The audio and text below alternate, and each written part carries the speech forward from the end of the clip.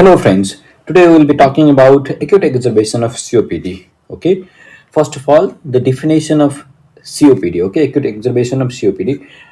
It is given by different guidelines. Okay, like gold guideline, there is enthusiasm criteria.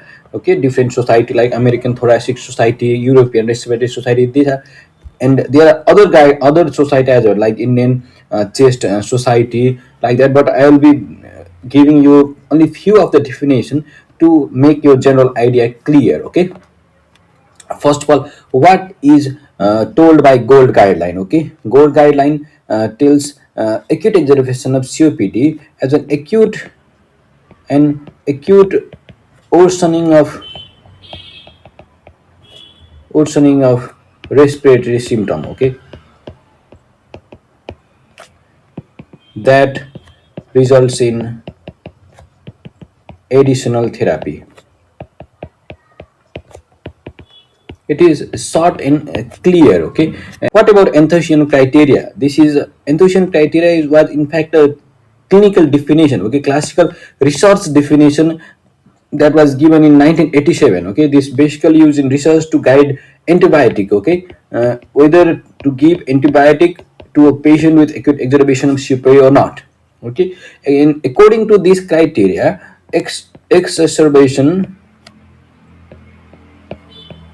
is defined by increase of dyspnea,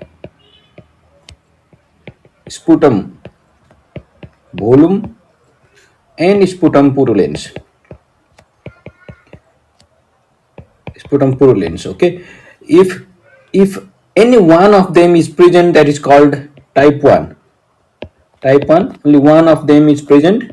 Type 2,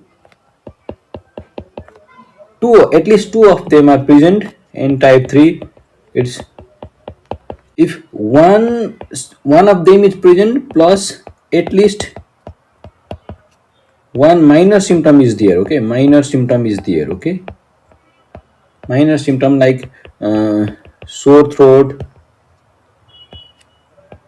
cough, fever. If any of them is present, then that is called type 3 exacerbation. Okay, according to enthusiasm criteria. And this criteria is still used in trials. Basically, this is used in trials to judge the antibiotic decision making. What about American Thoracic Society or European Thoracic Respiratory Society? What are they telling about acute exacerbation of COPD? According to them, a sustained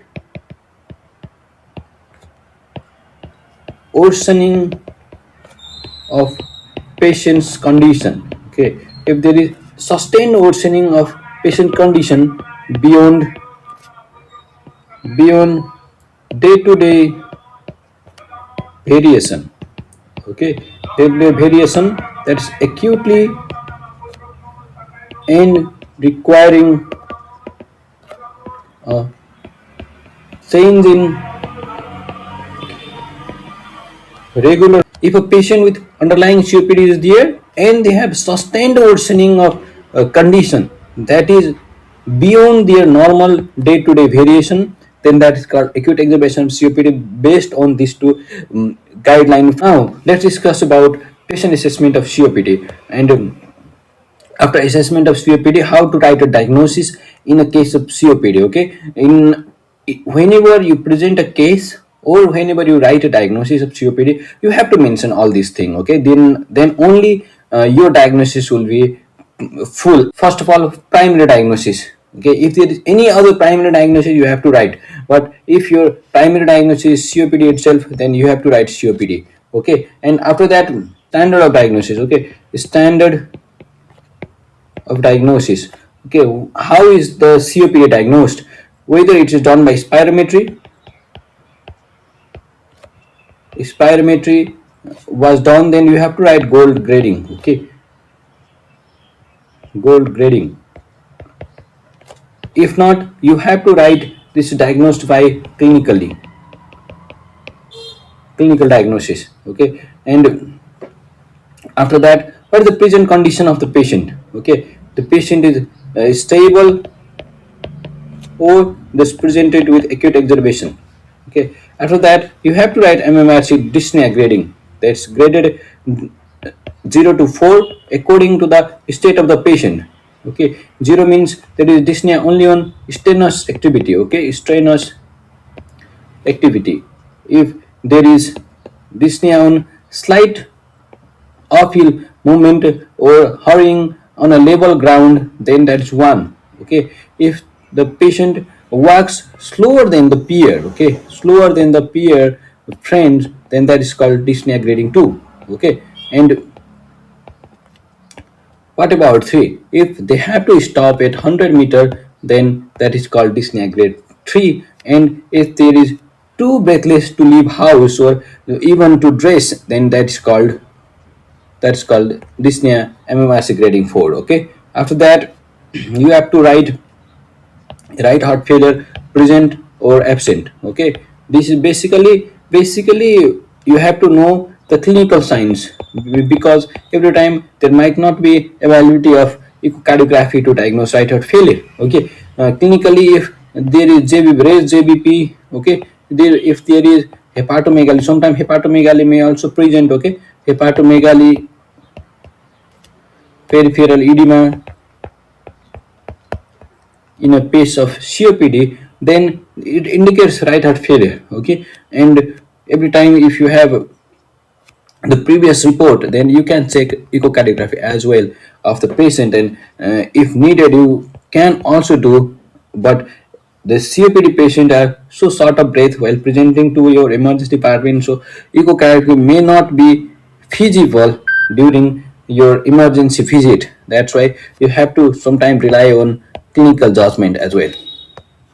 After that, any other note if you want to mention, like previous hospitalization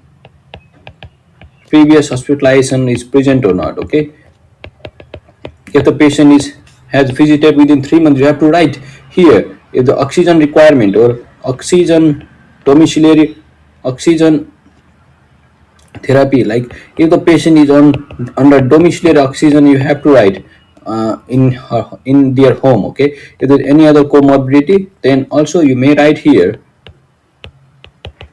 So so let's discuss with some example. Okay, if a patient present with you with a COPD and you have diagnosed it's clinically and now presented with acute exacerbation, and the MMRC grading of 2 with no sign of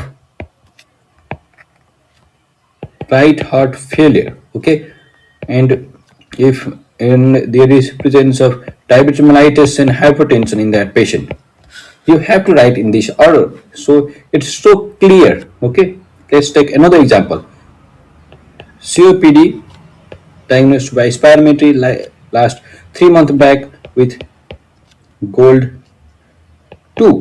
Okay, and presented with acute exacerbation and MMRC grade of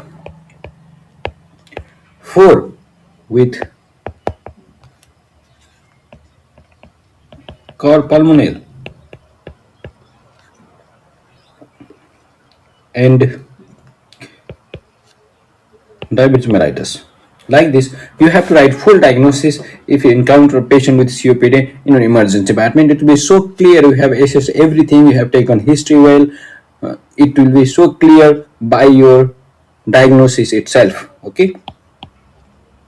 After this, we'll discuss about what are the cardinal features of COPD. Okay. Mainly, the cardinal features of COPD is cardinal feature of acute exacerbation of COPD are increased dyspnea, increase sputum volume, and increase sputum purulence. Okay, purulence or character. Other thing are not much. We do not tell cardinal feature for other clinical features, but there might be some other clinical features like fever, tachypnea, use of accessory muscles. Okay, decrease oxygen. There are other things are not the cardinal feature. These three are the cardinal feature of acute exacerbation of COPD. After that, we categorize or we classify acute exacerbation of COPD according to Rome classification. In Rome classification, we classify patient of acute exacerbation with mild, moderate, or severe COPD. Okay, severe exacerbation of COPD. If there is your dyspnea grading is there, visual grading, if visual analog scale of less than 5, if the RR is less than 24 per minute, heart rate is less than 95 per minute, okay, resting SpO2 is more than equal to 92% in room air, okay, or if there is change of less than 3% from patient baseline, from patient's baseline, or if available you can do CRP as well of less than 10 milligram per liter. If these are present in your patient, that's called mild exacerbation. Okay, if dyspnea visual analog scale of more than or equal to 5 is there, RR of more than 24 per minute, heart rate of more than 95 per minute, okay, and resting SpO2 of less than 92% in room air, or there is change of more than 3% from the patient's baseline, or if there is CRP of more than 10 milligram per liter, and in your ABG PaO2 of less than or equal to 60 mmHg, and PCO2 of more than 45 mmHg, but there is a pH is maintained at a 7.35, okay, more than 7.35, then this is called moderate acute exacerbation of COPD. Okay, for severe acute exacerbation of COPD, the PaCO2 should be more than 45 mmHg with acidosis. Okay, pH of less than 7.35. If there is acidosis and needs BiPAP support, then that is called severe COPD. If they need basic idea is if there is need of oxygen, then that's called moderate COPD. If they're maintained but slight increase in dyspnea, cough from the baseline, that's called mild COPD according to Rome criteria. Okay, and what about how to classify them according to in a patient who are present who are in our inpatient, then it's similar to our ROM classification, but slightly difference is there. If there is no respiratory failure, okay, there is no respiratory failure with a RR of less than 24, heart rate less than 95, there is no use of accessory muscle,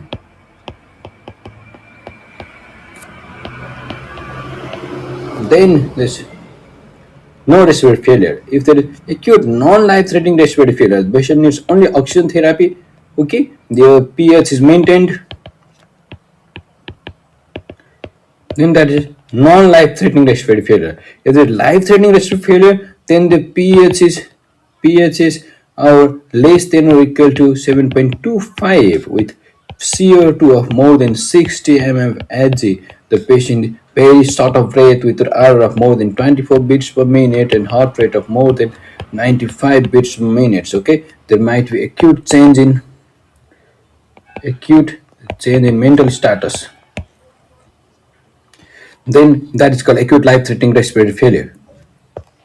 After this, what are the common trigger of COPD?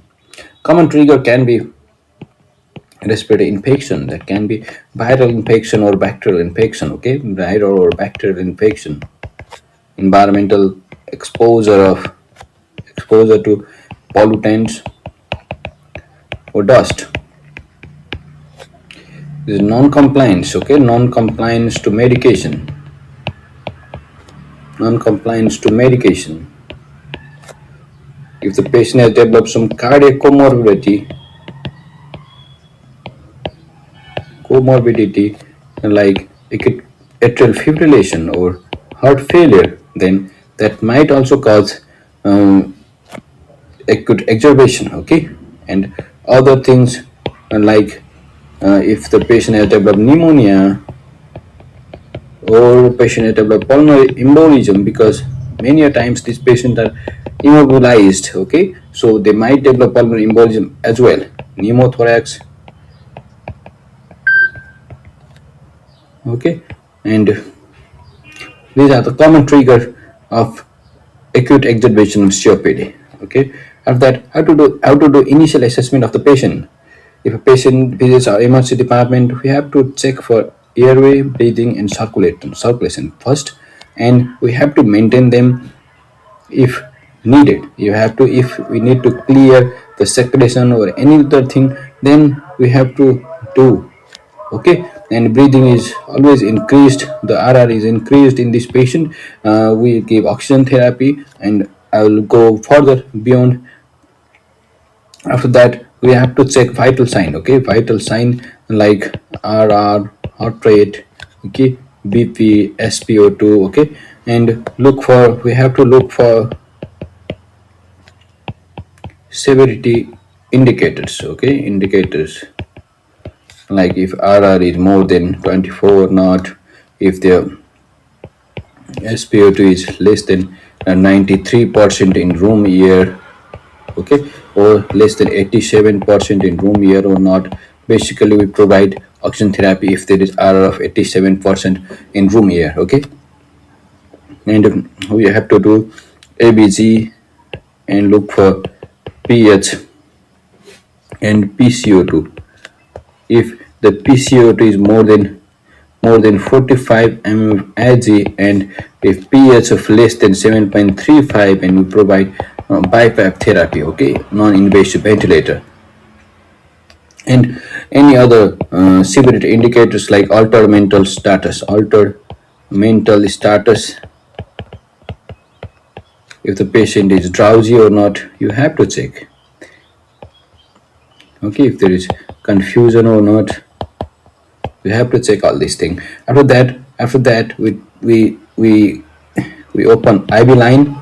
Okay, and we do some certain lab test. Okay, after opening IV line like CBC to check for increased sign of infections. Okay, increased WBC, leukocytosis or there or not. We'll do ABG if not done already. Okay, to look for PO2, PCO2, PS. Okay, and electrolyte, CRP or procalcitonin if available,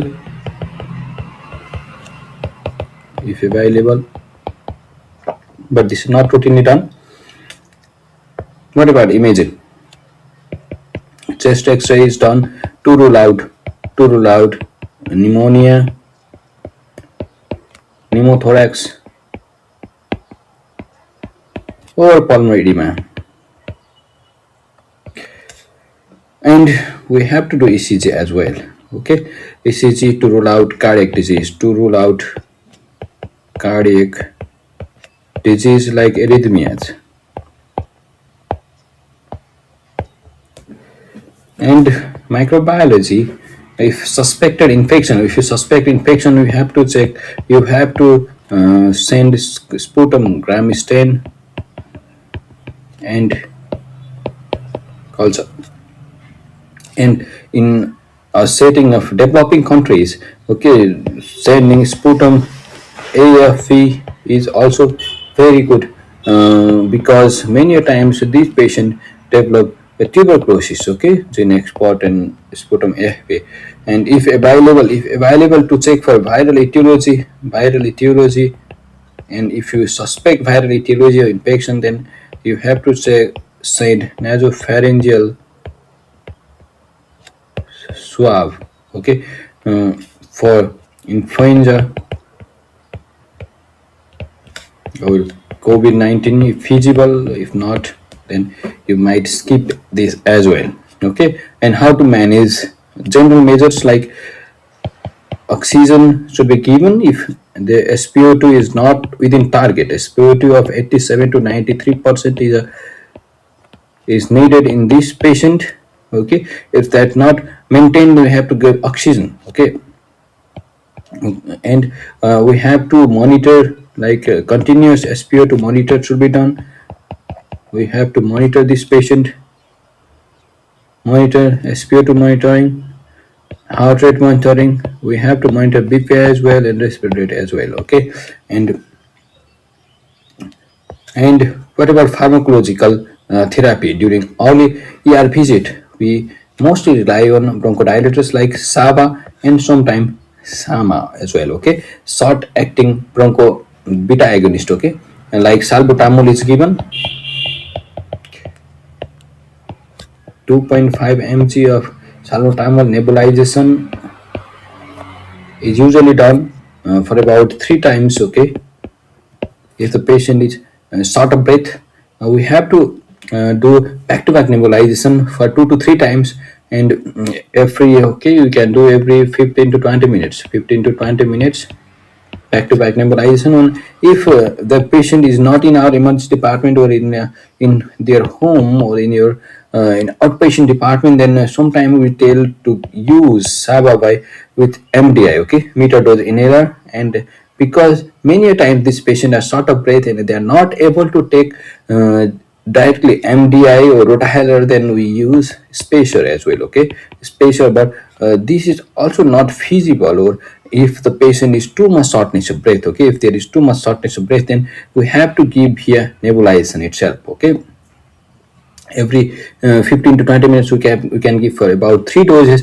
and we add SAMA in this patient if their shortness of breath is not relieved by SABA only. But we have to be so cautious because this many times the patient who visit to our emergency department, they will be under the long acting muscarinic agonist. Okay, there might be side effect of muscarinic agonist like urinary retention. Okay, and that's why if the patient not in long acting muscarinic agonist, then we give SAMA as well, like adding ipratropium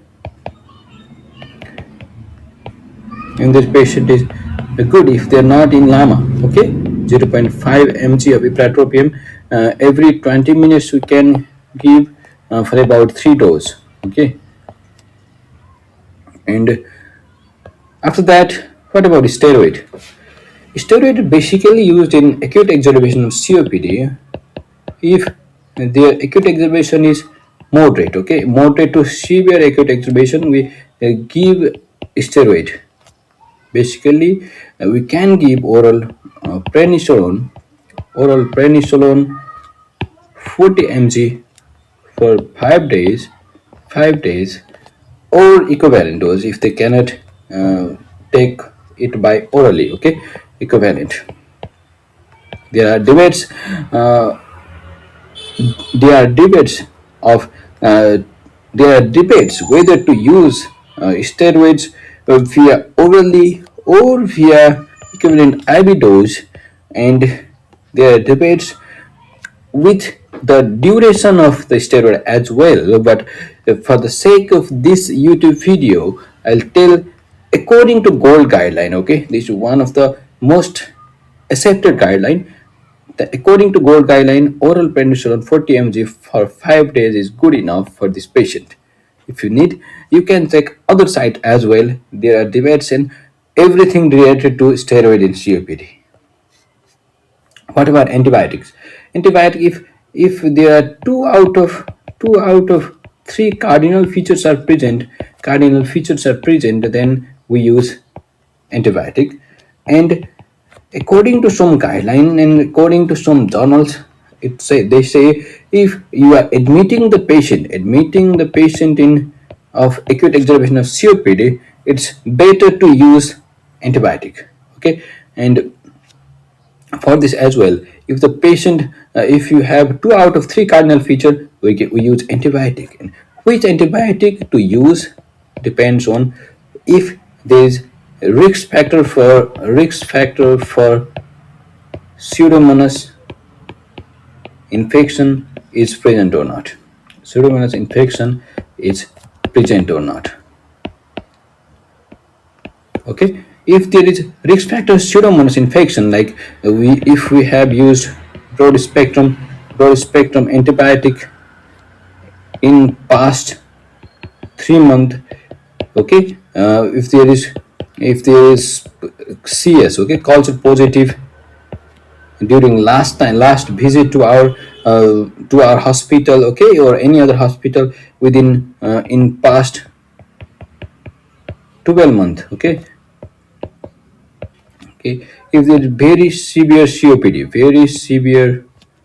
COPD, which is defined as FEV1 of less than 30%, okay, if there is chronic glucocorticoid use, if these risk factors are present, then we have to use antibiotic which will cover pseudomonas as well. Otherwise, we can keep simple antibiotic like amoxiclav or any other thing, okay, ceftriaxone. What about NIV? The indication of NIV, as I have already told, is PCO2 of, if there is PCO2 of more than 45 mmHg with pH of less than 7.35, then this is an indication of NIV, like BiPAP, okay, with BiPAP in COPD.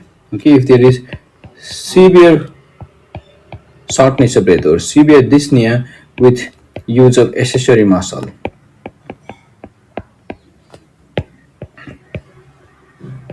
then we can use BiPAP.